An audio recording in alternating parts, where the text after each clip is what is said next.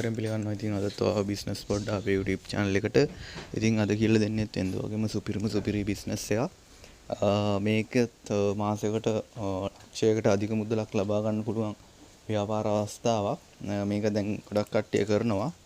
ඉතින් නොදන්න කට්ටියට දැනගන්න තමයි මේ වීඩියෝ එක ගේන්නේ. ඔයා තාමත් මම subscribe කරලා නැත්නම් subscribe කරලා notification all කරලා තියාගන්න. මොකද මම ඉස්සරහට දාන්න හදන වීඩියෝ ඔයා කරන්න හිතන් ඉන්න බිස්නස් එක වෙන්න පුළුවන්. එහෙම නැත්නම් ඔයාලට වැදගත් වෙන්න පුළුවන්. ඉතින් හරි පළවෙනිටම කියන්න ඕන මේ බිස්නස් එක කරන්න ඔයාලට මොනවා හරි මේ වාහනයක් තියෙන්න ඕන. මේ ඩීමෝ බට් එක හරි කුඩා ලෝරි රථයක් හරි එහෙම නැත්නම් ඔයාලට එක් පුලියට සපයා ගන්න පුළුවන් ලේසියෙන්ම.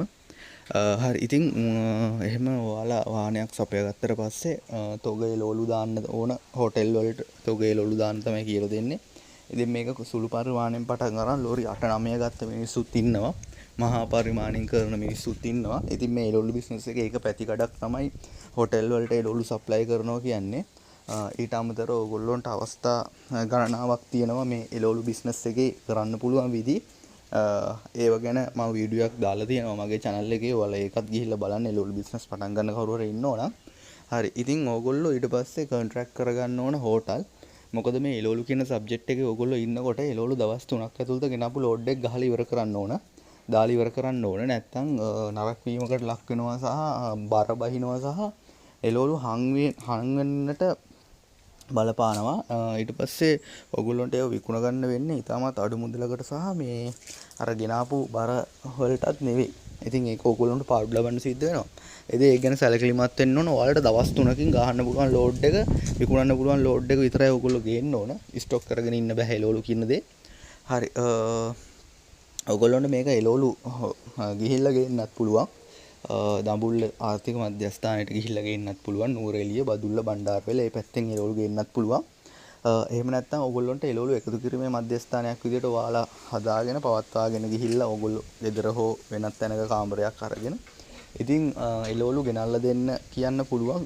Facebook එක හරහා WhatsApp එක හරහා ඔයගොල්ලෝ පෝස්ට් එකක් දාලා ලස්සන පෝස්ට් එකක් දාලා හැමතිස්සෙම මම කියන්නේ දැන් අලුත් පරම්පරා අප්ඩේට් එක තියෙන්නේ ඔන්ලයින් කියන දේ. ඉතින් ව්‍යාපාරයක් කරනකොට අපි කොහොම හරි අපේ ව්‍යාපාරයට ඔය ඔන්ලයින් කියන කෑල්ල දාගන්න ඕනේ. එතකොට ඊටමත් ඉක්මනට දියුණු වෙන්න පුළුවන්. මොකද ඔන්ලයින් කියන දේ කවදාවත් නැති වෙන්නේ නැහැ. ඉස්සරහටම දියුණු වෙලා යන දෙයක්.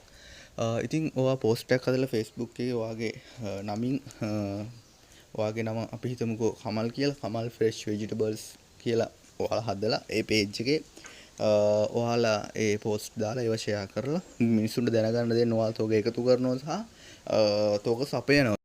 දෙපැත්තටම ඕඩර් එනවා. බඩු ගන්න සහ මිලදී ගන්න සහ විකුණන්න. ඊට පස්සේ කොහොම හරි සපයාගත්ත එළවලු ටික දවස් 3ක් ඇතුළත හෝටල් වලට දාන්න ඕන.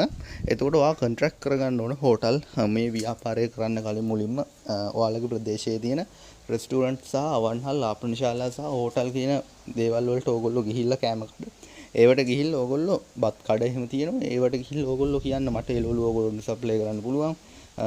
ඔයාලගේ කොන්ට්‍රැක්ට් නම්බරයක් දෙන්න කතා බහ කරගන්න කියලා. ඔයා එළවලු ලෝඩ් එක ගෙනල්ලා ඒගොල්ලොන්ගෙන් ගේන කලින් අහන්න නිතරම ඉක්මනට අලෙවි වෙන්නේ මොනවද? සාමාන්‍යයෙන් හෝටල් ශේෂ්ත්‍රයේ කැරට් බීට් ලික්ස් මාළු මිරිස් ඒ වගේ ඒවා තමයි අලෙවි වෙන්නේ.